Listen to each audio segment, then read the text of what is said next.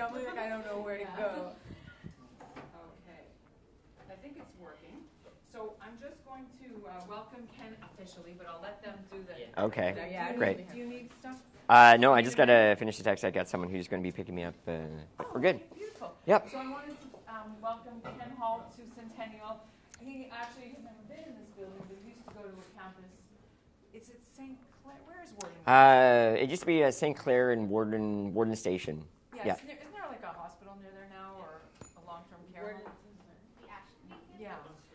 And so I'm going to let the I team do the introduction so you can tell everybody a little. You're the mystery guest. They don't know anything. Oh, they don't know? All right, great. But they do. And just the deep, dark secret of how this happened is that your PR guy, Damien. Mm-hmm. Sorry, wanted us to cover your show in early March. Mm-hmm. And I said, I can't, because it's not we're not there yet in the semester. Our guests usually come end of March, beginning of April. So, but I said, but would he come to school? And they're like, yeah, for sure. He was so happy. And then you said yes after you got back from New York. So I was thrilled. So basically, they asked us. I didn't have anything to do with it. It came from the sky, and I was like, thank you, God. It was meant to be. So it was meant to be. Yeah. And so we're going to do our little interview for about 40 minutes on tape. Great. I'll let them be in charge. And then afterwards, as I asked you, maybe you have a few minutes. I'm sure there'll be like a few questions, sure. Q&A from the audience informally. Great. Good? Yeah. All right, welcome. Great. Hello. Hi there.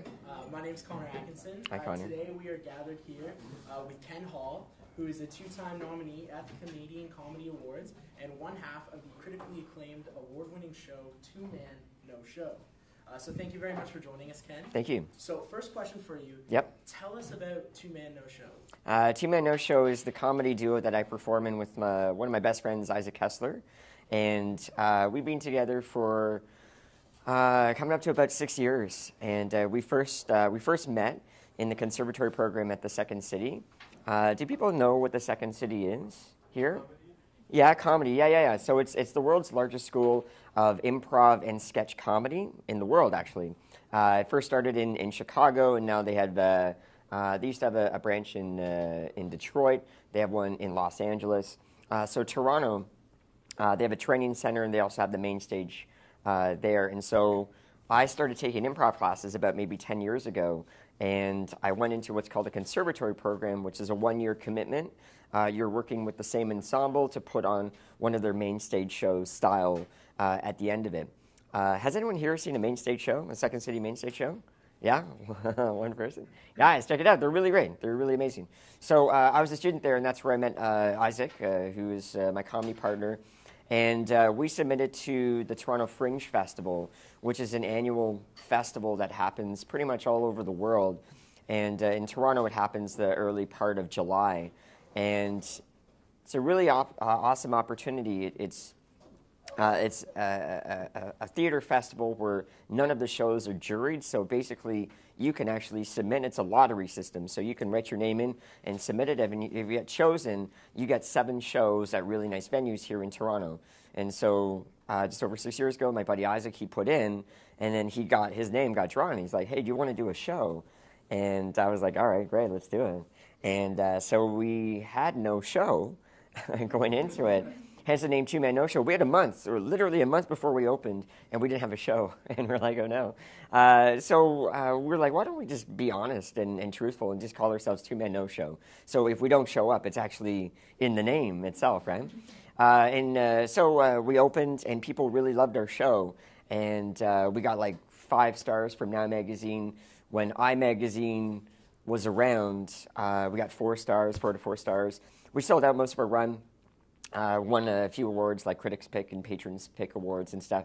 Then we started talking like, okay, great, people seem to really dig this. What can we do with it? And so we decided to begin the process of submitting to comedy festivals all over the world. And that's how we got our start. Now, you talked about your co-star, Isaac Kessler. Mm-hmm. How would you describe your chemistry with him? It's great. It sort of reminds me of my brother. Isaac, I think, is one of the funniest people I've ever known, to be honest. And we just have a really good chemistry. Like he'll say something and I can make a joke about it, or vice versa. So we're always joking around, I think, with each other.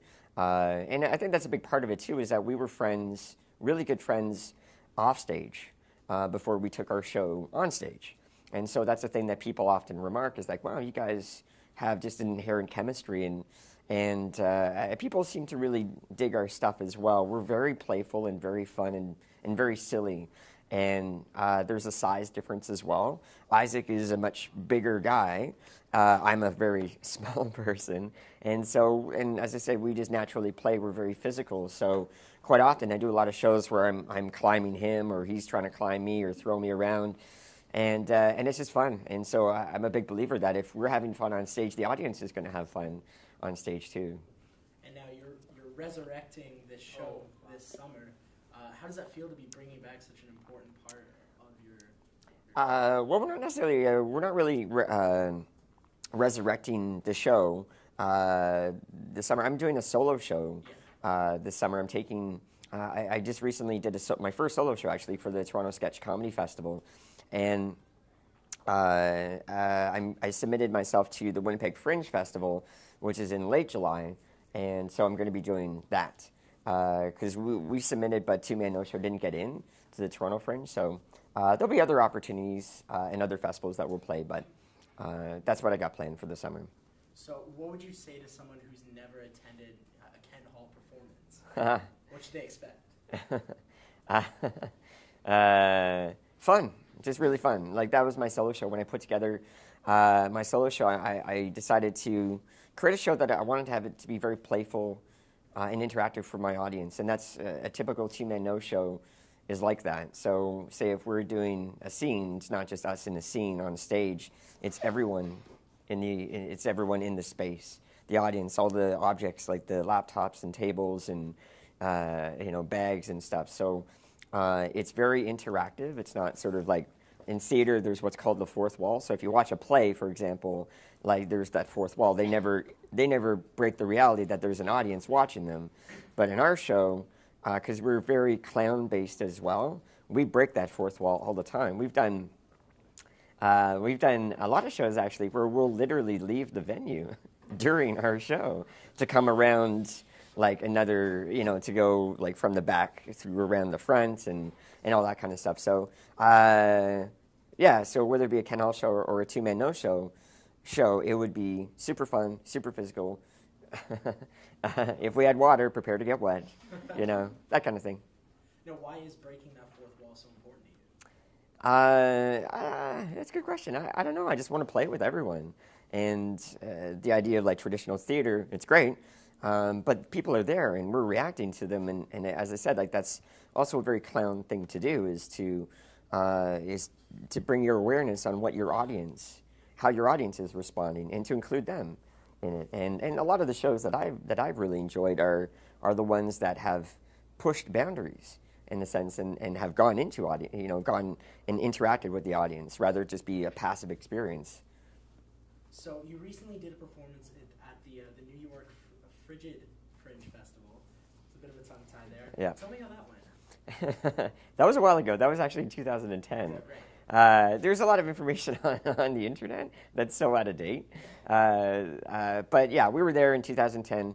I think that was one of our first festivals. It might have been our second one, actually. That was tough, very tough.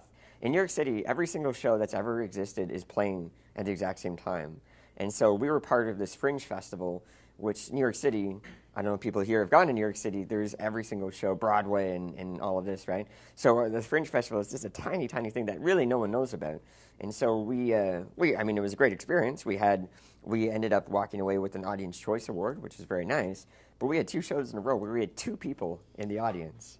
So that just goes to show that, it can be tough.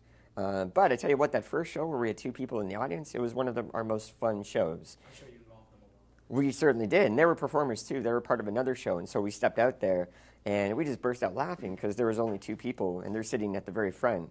And so we just started laughing and brought them up on stage and ended up dancing with them, and it was great. And then the very next show after that, we had 2 people again, and they sat halfway back in the theater. And our first show anyway, was full of a lot of pop culture references. Like we reenact Dirty Dancing. Isaac does Jurassic Park in about 4.5 minutes. A lot of really like pop culture references. And so they were sitting halfway back, and it was great because, as I said, we want to, as performers, we want to get our energy from our audience as well. But they didn't know any cultural references or any sort of pop culture references, so they were sitting back like this, completely unamused. And it was Isaac's first crush and her husband. They were the two people. So tough audience. That was a real tough crowd that day. I'm gonna take it to another note here. Sure. You also have a web series called American Pussy. Yep. And what are the details on that? We just did it actually. It's a really new thing. It was it was what's called a TIP production. So it's through ACTRA, which is the Union of Film and Television and such. So it was I played a mouse named Pipsqueak, and it's an interesting thing in the sense that a lot of the actors, it's about basically cats. So like actors, but like in cat costumes, acting like people in the sense. And so I think that's the unique kind of spin. I had a very small role in that. A very fun role. I got to play a mouse, and I got to wear this sort of spandexy, skin-tight outfit and get chased by a life-size cat. So that was pretty fun. Now, we are going to play a clip of that, but I want to ask you Great. first, actually, how does making people laugh behind a computer screen versus in a live setting, how do those differ for you? I'm not there for one of them.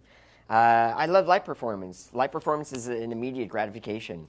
I like the response, and I like the feedback that you get after a show when people come up to you and be like, "Hey, that was really fantastic. Thanks so much for doing that." Or I really loved it when you did this or said this. So it's more of an immediate gratification that I like. Okay, and just lastly, a solo set versus a two-man no-show set. Mm-hmm. What are the benefits of each respect? The benefits with doing a duo show is that you have someone there with you, and especially with two-man no-show, I know Isaac so well. We've been playing together for well over 6 years, and so we have really great chemistry. So it's not just yourself out there alone. That's the solo show, right? At that sense of like, if you do a solo show, it's kind of like, wow, I did that. That was me, all of me.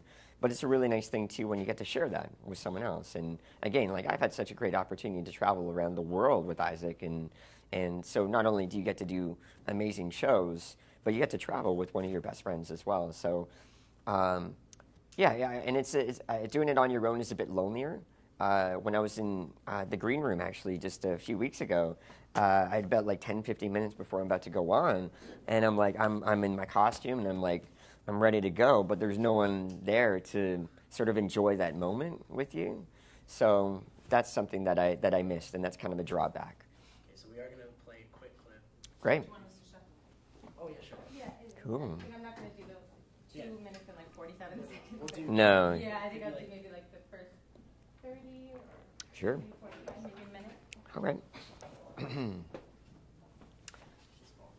So we only shot this about maybe a month or so ago. I said nothing. You see me sitting here, what does it look like I'm fucking doing? I'm doing nothing. Bored. I don't like this place. Been here over a week and she hasn't let me out once. It's my phone. Tommy, Kitty, wanna say goodbye to Mommy?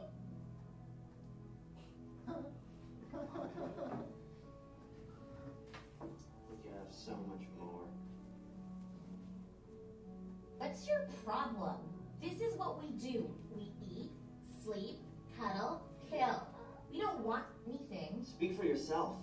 I want the wind in my fur. I want lizards and rats and birds. I want the thrill of the chase. I want to feel alive. That sounds exhausting. I'm gonna go take a nap in the closet.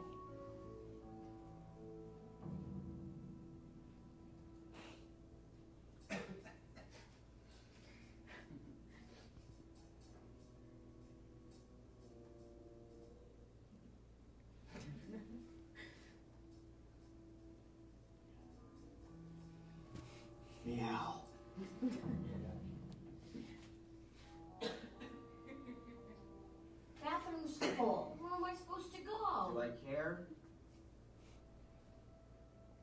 couch is nice and soft.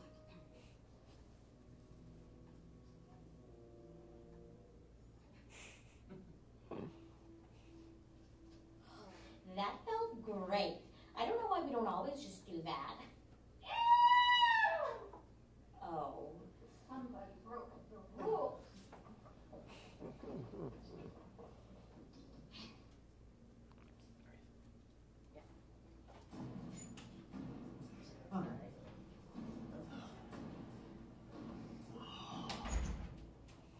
The fuck you think you're doing? It's getting under. What are you doing? Calm down, Tommy. Hey, It's meow.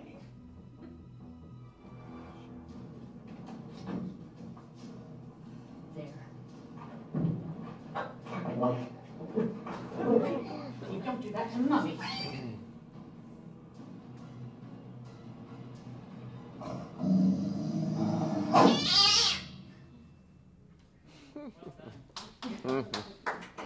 Just a few Wow. more questions quickly. Yep. You know, you do seem to have a lot ahead of you this summer, what with the solo sets coming up. Is there a pinnacle moment where you thought, you know, this is the highlight of my comedic career, or do you think that's still something pending? Well, Sorry about that. No worries. For me, I mean, I'm a big believer of always, I love what I'm doing. And so I just want to do more of it. And the more different things that I try, the more additional opportunities that come from it. And it's all a really cool surprise. Some of the highlights that have been happened within this past year, back in September, I actually won a Canadian Comedy Award for Best Breakout Artist for last year. So that was huge. And this past summer as well, I got hired by Cirque du Soleil to do an event down at like Nathan Phillips Square. So it's kind of like these things that I never would have thought was possible. So I always hope that there's I don't expect it, but I always hope that there's always going to be more and more opportunities, which there are. There's always great surprises that come from it. Well, thank you so much, Ken. Thanks, Connor. That has some questions. Great, thank you. So just first off, how do you make people laugh? You know, how do you come up with all these creative and different ideas, you know, where it's just day in, day out, you're able to just keep going? I think I've always been a pretty funny person. I think growing up, I don't know if it was a means of like survival or like just trying to fit in, but that was just something that I feel like I was pretty good at. I mentioned earlier, me and my brother, we would joke around quite well. So there's some people that I just seem to click very well with, and I've been doing improv classes for about just over 10 years, and it's so nice. Like I was just like, oh great, I'm just going to do it as a hobby, right? But the more that I did it, the more opportunities would come from it. And it wasn't a deliberate thing, but it was like doing improv classes was actually, I was kind of getting a PhD in comedy at the same time, without being conscious and without being like setting out to be like, I'm going to be the funniest person, blah, blah, blah, blah, blah kind of thing. So yeah, and I get to work with really funny people too, so I think that really helps as well. So then, now take us back to your childhood. You Sure. said, you actually used to say you were an introvert. So Yeah. like, how did you go from being a shy kid to, you know, learning how to make people laugh? Putting myself out there and taking risks. And one of the biggest risks I ever did in my life was to actually sign up for an improv class.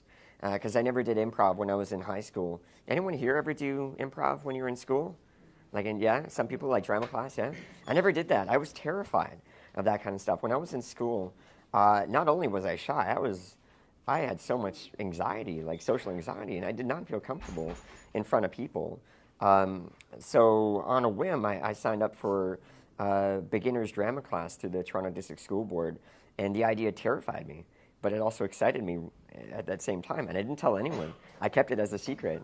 I didn't want anyone to poke fun at it, because it felt like very fragile and such, and the more I did it, the more I realized, I was like, I got to keep doing this. It's so good for me. It's so life-affirming, and it's just so much fun. So for me, it was taking that really huge risk of putting myself out there, continually putting myself out there. And I had a lot of moments where I'm like, I don't want to go to class, especially that first drama class. But then when I would get there, I would do it.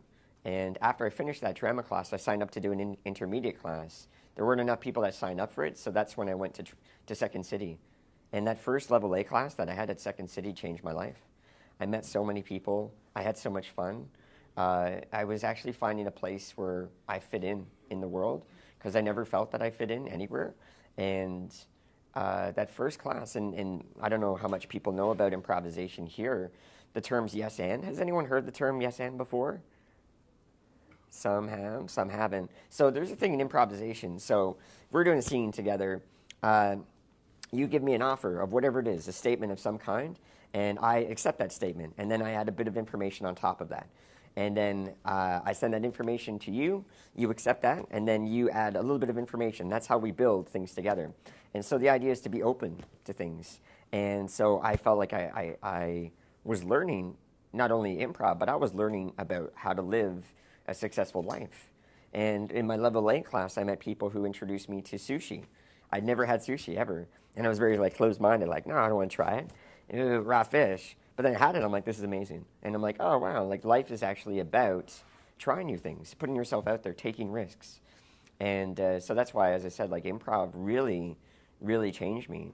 And I just grew more confident as time went by, to where I'm like here, I'm like, great, like I perform in front of so many people now, and I have a greater comfort doing that. And so I don't think I'm so unique in that sense. I really think improv is for everyone.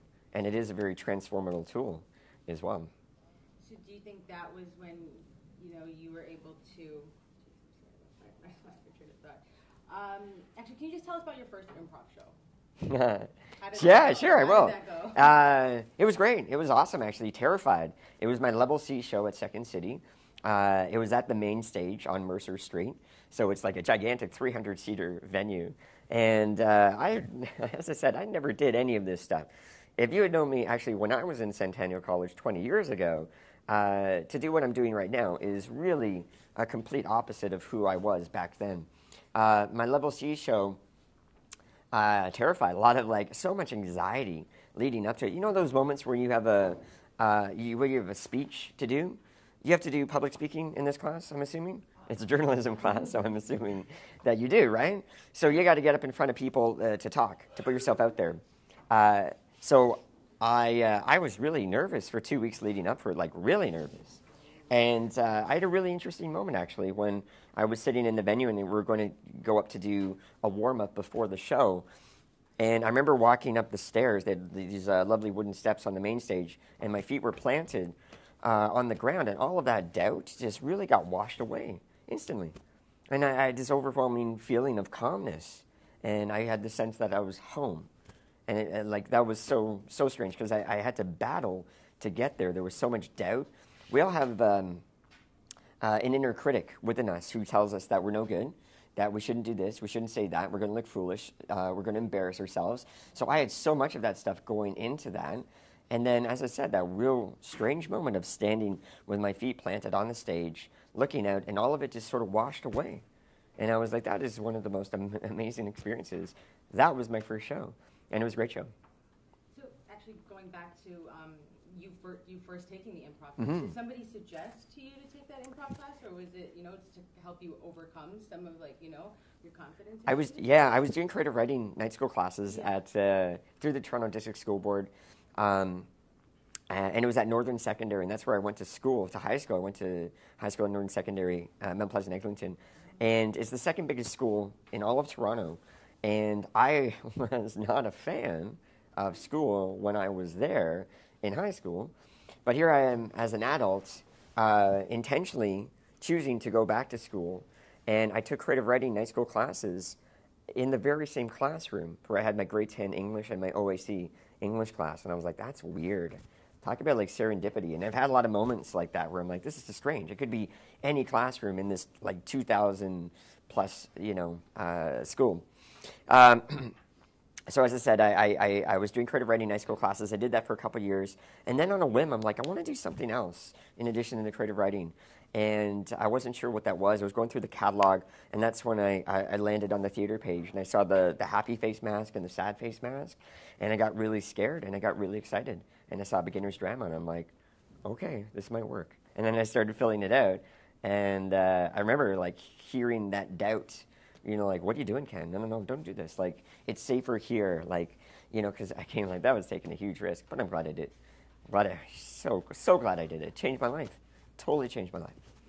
So you do keep saying too that like improv, it changed how you were able to perceive things. And Yep. You kind of felt that you finally felt like you fit in. Yep. And you stepped onto the improv stage. Yeah. So you said actually you felt that you were closer to your surgeon than you were your grandfather. That's at right. one point. So did you feel that that was something that you struggled with when you were younger too, because having to deal with those two different realms of being in and out of the hospital at all times, but then also having to go to school and be a kid? Yeah, for sure. I mean, for sure it's affected me. I have scoliosis. I have major scoliosis, actually. There's like scoliosis, and then there's major scoliosis, so I'm in the top tier. It's curvature of the spine. I was born with it. My first operation, I think, was when I was about 5 or 6. And I had many operations. I think my last one when I was about 14 or 15 or so. So growing up, I always felt different. I am physically different, for sure. I'm 4'9" with major scoliosis. There's no blending in for me. I don't have that luxury. I couldn't take gym class because I have a metal rod that fused my spine, so that as I grew, it wouldn't, like, the curve wouldn't grow so much. So it was trying to like keep me straight, essentially. So there was things that I couldn't really do. I couldn't take gym class. So I was all like sitting on the side watching people have fun. And I'm like, that feels terrible. When you're a kid, though, you don't have the vocabulary. You don't have the understanding of all of that kind of stuff. And I just remember my surgeon just being a sense of comfort. Like, I remember he had strong hands, and it just felt good. Like, I felt that I was in good hands, in safe hands. My grandfather, not so much. Sort of Scottish, and he drank as well, and so he got a bit of a temper and all that kind of stuff. So, yeah, as I said, so for me it was like going through life feeling that I don't fit in until I found improv, where that was the first time in my life where people actually was like, no, this is actually good, what you have here. And then I started to see my uniqueness as actual positive thing rather than a deficit type of thing. Because the cool thing is, not many people look like me.